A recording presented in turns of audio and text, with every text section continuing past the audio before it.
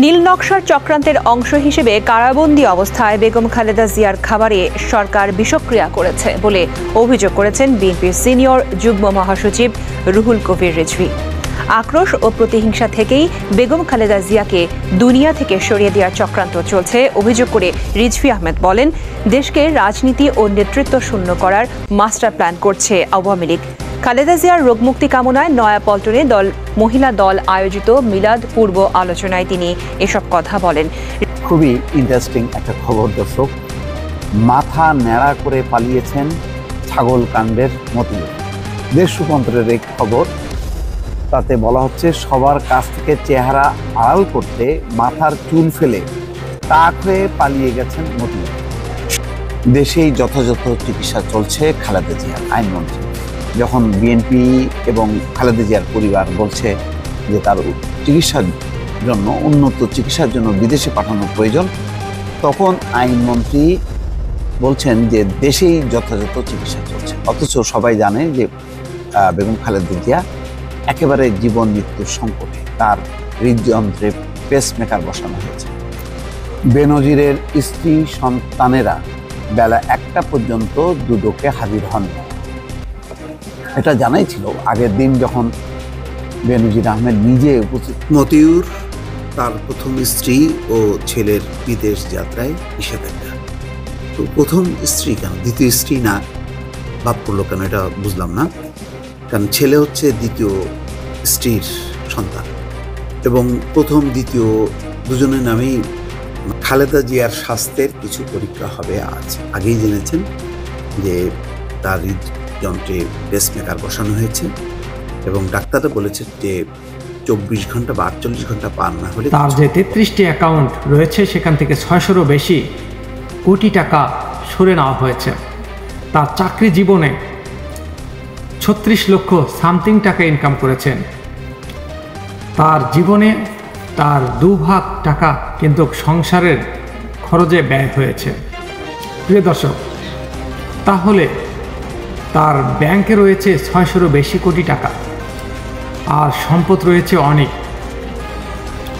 খালেদা জিয়ার স্বাস্থ্যের কিছু পরীক্ষা হবে আজ। আগেই জেনেছেন যে তার হৃদযন্ত্রে পেসমেকার বসানো হয়েছে এবং ডাক্তাররা বলেছে যে 24 ঘন্টা বা 48 ঘন্টা পার না হলে কিছু বলা যাবে না। খবরে বলা হচ্ছে বিএনপির চেয়ারপারসন খালেদা জিয়ার হৃদযন্ত্রে স্থায়ী পেসমেকার বসানোর পরদিন আজ তার স্বাস্থ্যের কিছু পরীক্ষা করা হবে।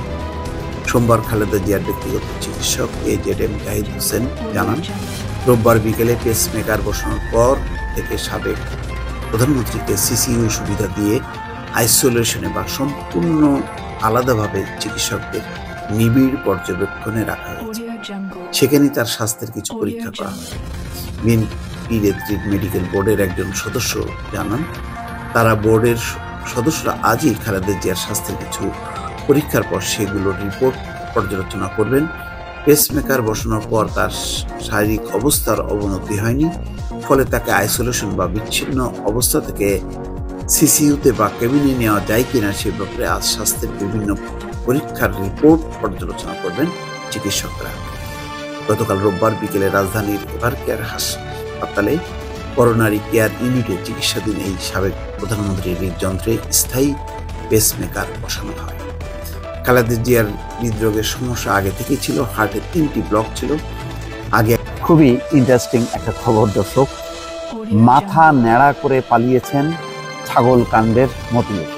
দেশ রূপান্তরের এই খবর, তাতে বলা হচ্ছে সবার কাছ থেকে চেহারা আড়াল করতে মাথার চুল ফেলে টাক হয়ে পালিয়ে গেছেন মতিউর। সবই সম্ভব বাংলাদেশে, মানে অসম্ভব কিছুই না এই দেশে। আখাউড়া স্থলবন্দর দিয়ে ভারতে পালিয়েছেন তিনি, সেখান থেকে দুবাই যাবেন বলে জানা গেছে। জাতীয় রাজস্ব বোর্ডের সদস্য মোহাম্মদ মতিউর রহমান ছাগল কাণ্ডের ঘটনায় এবার দেশ ছেড়ে পালিয়েছেন। অথচ আজকে আদালত হচ্ছে দুদকের আবেদনের প্রেক্ষিতে আদালত মতিউর, তার প্রথম স্ত্রী এবং সন্তানের দেশ ত্যাগে নিষেধাজ্ঞা দিয়েছে। কিন্তু গণমাধ্যম গত কয়েকদিন থেকেই বলছে যে তারা পালিয়েছে।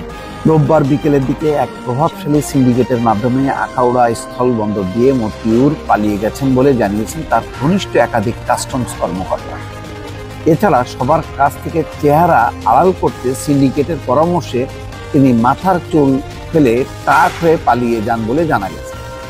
ছাগল কাণ্ডে আলোচনায় আসার পর থেকে জাতীয় রাজস্ব বোর্ডের সদস্য মতিউর রহমানের হদিশ পাওয়া যাচ্ছিল না। তারা বিভিন্ন বাসভবনে খোঁজ নিয়েও সন্ধান মেলেনি। এমনকি কোরবানির ঈদের ছুটির পর অফিস করলেও তিনি আর অফিসে আসেন। এ সময় প্রভাবশালী সিন্ডিকেটের মাধ্যমে তিনি দেশ ছাড়ার প্রস্তুতি সেরেছেন। এর আগে রোববার দুর্নীতি দমন কমিশন তার দুর্নীতি ও অবৈধ সম্পদ অর্জনের অভিযোগ অনুসন্ধান শুরু করতে 3 সদস্যের একটা কমিটিও গঠন করেছে। একই দিনে কাস্টম এক্সারসাইজ ও ভ্যাট অ্যাপিলেট ট্রাইব্যুনালের সভাপতি পদ থেকে সরিয়ে তাকে অর্থ মন্ত্রণালয়ের আভ্যন্তরীণ সম্পদ বিভাগে ওএসডি করা হয়েছে, সংযুক্ত করা হয়েছে। হারিয়েছেন তিনি সোনালী ব্যাংকের পরিচালক পদও। সব হারানোর পেছনে রয়েছে সেই ছাগলকাণ্ড। সেই তার ছেলে মুশফিকুর রহমান ইফাত 15 লাখ টাকার ছাগল কেনা নিয়ে বেশ তিনি একটা ছবি দেন যে তার মানে স্বপ্ন পূরণ হয়েছে। সেই স্বপ্ন এখন দুঃস্বপ্নে পরিণত হয়েছে দর্শক। কেননা জানা গেছে যে ইফাত এবারের যেই লাস্ট যে কোরবানির ঈদে 70 লাখ টাকা পশু মানে বুকিং দিয়েছেন বিভিন্ন অ্যাগ্রো ফার্মের কাছে। গত কোরবানির ঈদেও নাকি 30 লাখ টাকা তিনি পশু কিনেছিলেন। তারপরে তার বিলাসবহুল 3-4টা গাড়ি অনেকে দেখিয়েছেন। তার আলিশান জীবন, গুলশানে তার মানে বিলাসবহুল ফ্ল্যাট, সব মিলিয়ে সেই ছেলের সূত্র ধরে এখন বাবা ফেসে গেছেন। প্রথমে তো বাবা বলেনি যে ইফাত নামে তার কোনো সন্তানই নাই, মানে মোট কথা নিজে বাঁচতে ছেলেকে পর্যন্ত অস্বীকার করে। এই সমস্ত নানান মুখরোচক সংবাদ প্রতিদিনই গণমাধ্যমে প্রকাশিত হচ্ছে। তারপরে দেখা গেল তার দুই স্ত্রী আবার হচ্ছে খুব প্রভাবশালী, তারা নির্বাচিত জনপ্রতিনিধি, আওয়ামী লীগের বিভিন্ন পদ পদবি তারা হোল্ড করেন। আচ্ছা, এখানে বলা হচ্ছে ইফাতের ছাগল কেনার বিষয়টি প্রথমে সামাজিক যোগাযোগ মাধ্যমে ভাইরাল হয়, এরপরই তার টক অফ দ্য কান্ট্রিতে পরিণত হয়। শুধু তাই নয়, বেরিয়ে আসে এই কর্মকর্তা ও তার পরিবারের অঢেল সম্পদের চিত্র।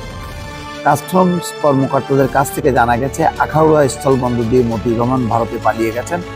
পরিকল্পনা অনুযায়ী এরপর ভারত থেকে সরাসরি দুবাইয়ের উদ্দেশ্যে রওনা দিতে পারেন তিনি।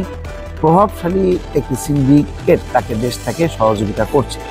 আরও জানা গেছে সামাজিক যোগাযোগ মাধ্যমে অল্প সময়ে ভাইরাল হয়ে যাওয়ায় তিনি আতঙ্কে ছিলেন, কারণ তার চেহারা সবার পরিচিত। প্রভাবশালী সিন্ডিকেটের পরামর্শে তিনি মানে চেহারা আড়াল করতে মাথা নেড়া করেন। এই হচ্ছে ব্যাপার। এখন 1/11-এর সময় কিন্তু এই আখাউড়া সীমান্ত দিয়ে অনেকেই পালিয়েছে। মানে যখন নাকি দুর্নীতিবাজদের বিরুদ্ধে তখনকার সেনা কর্তৃপক্ষ অভিযান শুরু করে, তখন এইভাবে কিন্তু অনেকে পালিয়েছে। তো এখন মোটামুটি তার একটা বহুদিন পরে একটা আলামত দেখা গেল, এই আখাউড়া স্থলবন্দর দিয়ে ভারতে পালানো, ভারত থেকে তারপরে নির্দিষ্ট গন্তব্যে চলে যাওয়া। দর্শক ভালো থাকবেন, আল্লাহ।